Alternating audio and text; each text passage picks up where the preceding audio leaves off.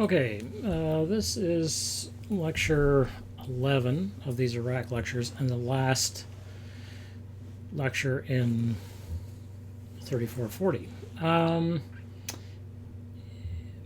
And you'll see I've broken it down to these three topics: social science at war, and then doctors inside borders, and then the logical outcome of this, which is torture.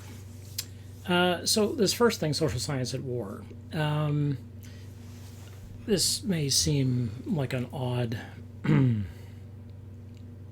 direction, but it follows the issue of, as I say, ethics, which is what this is about. Where we looked at ethical issues in Vietnam, and here we are again. Actually, we've been here all along, of course.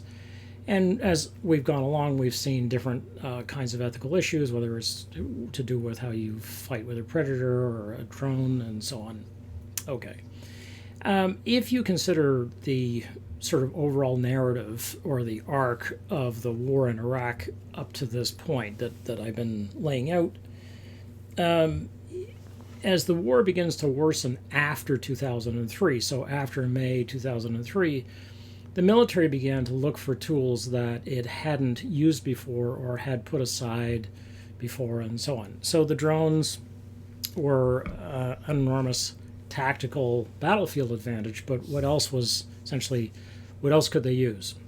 And remember that I talked about the military's desire for information in the last lecture, and what they called full spectrum dominance, right, as the Revolution in Military Affairs called it.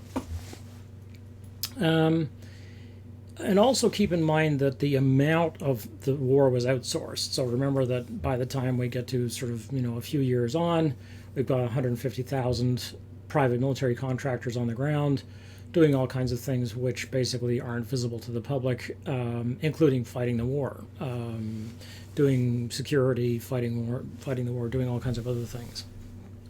So there's a lot of stuff that's going on that is not really visible, or it isn't visible immediately. Like there's a really good book called We Meant Well, which is a very funny, well-written book by a guy from the State Department. And you're not going to get that kind of story until, in his case, he comes back from being in Iraq and tells his particular story. So it's a picture of the State Department from the inside, and it's very useful and well written and funny and ironic and all those things. So you have to wait for that kind of thing. You're not going to get that in the New York Times or the New Yorker or the Atlantic or Harper's or Huffington Post or or Politico or whatever, BuzzFeed or whatever it is. You're not going to get it.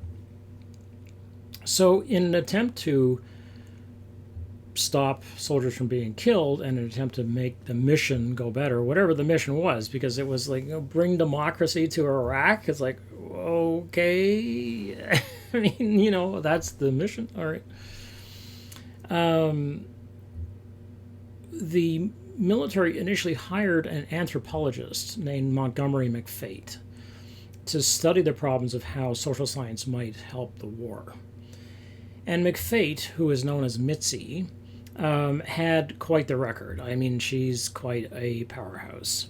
She got her doctorate in anthropology from Yale and earned a Juris Doctor of Laws from Harvard Law. So this is somebody who has a whackload of high-end education.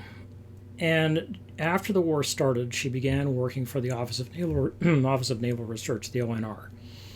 And the ONR is like the sort of a cross between the National Security Administration, the NSA, and DARPA, except they have a broader mandate. But they're focused on, so it's a very high-end military, in this case naval, think tank.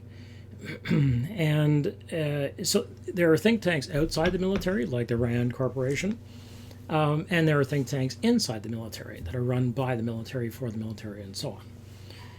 And McFate and her co-author, Andrea Jackson, wrote a proposal for a program that would use a number of social science tools but primarily anthropologists, to collect data about people on the ground, which is called the human terrain. So there are a number of different kinds of intelligence that the military focuses on. There's electronic intelligence, and there's signals intelligence, there's communications intelligence, and there's human intelligence. And human intelligence here doesn't mean how bright people are. It means, what do the humans say? What are the humans doing and saying that we can collect and make use of, basically.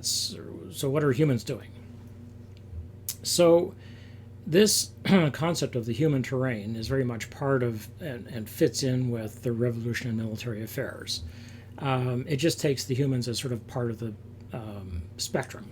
It's like, okay, and they're human beings. All right, fine. And McFate and Jackson, her co-author, create what is to become called the HTS, the Human Terrain System. And it's formed by the military, and this is the launch of it, basically. Now, it's always useful to have a little bit of historical memory in a case like this, where you're like, the HTS, what is that? If we go back to what happened in the early days of Vietnam, it's not as though this was new. This happened in World War II, where the military said to anthropologists, what is going on with these crazy Japanese? They keep getting in these planes, and they don't fly the planes. They fly them into our ships and crash and burn. What is going on? So, explain to us what the heck is going on. And so an anthropologist did. Basically figured this out, and she had to get inside the culture from outside the culture and just do what anthropologists are trained to do. And if they're very talented, they can do it.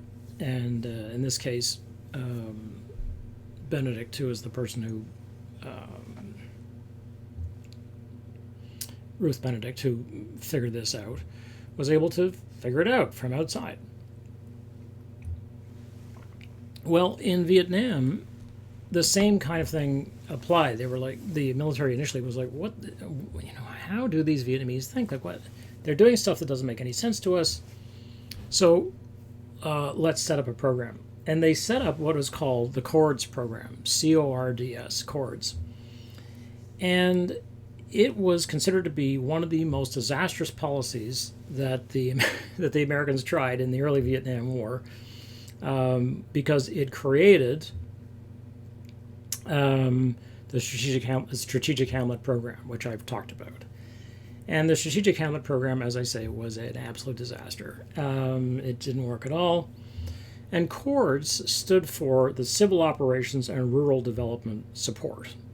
So the idea was, again, civil operations and rural development. I'll put this up on a slide.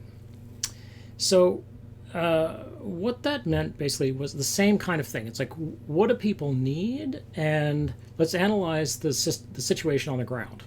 Okay, which is always a good idea. In fact, I think it's really crucial. I think before you go to war, I think you should analyze the situation on the ground, and I don't think you should... Anyway, if you can. And that may be hard. I mean, you may have to talk to expatriates and people who... You may not be able to get to people who are on the ground right then, so you have to use all of your smarts to talk to people who know what is it to live. Like, you need somebody like Riverbend to say, oh, no, we're not living that way. We don't live that way. No. This is how we live. It's like, oh, okay, that's what you need to know, right? Okay. So the CORDS program was a good attempt, but a failure. And it was followed by the CAPS program later on. And I don't know enough about CAPS. I know that I don't know enough about CAPS. I've met people from CAPS, but I haven't had enough chance to talk to them. Anyway, so without any real irony at all, the HTS, that is the Human Terrain System, was the new version of CORDS. So remember that CORDS produced one of the most disastrous policies of the early Vietnam War. So it's like, oh, okay, let's let me get this. Let me get this chair at the right height, and then we'll be good to go. Jeez, that's, so it's like if you're gonna, pin your, if you're gonna choose a star, at least choose a good star, not an ill-omened one. But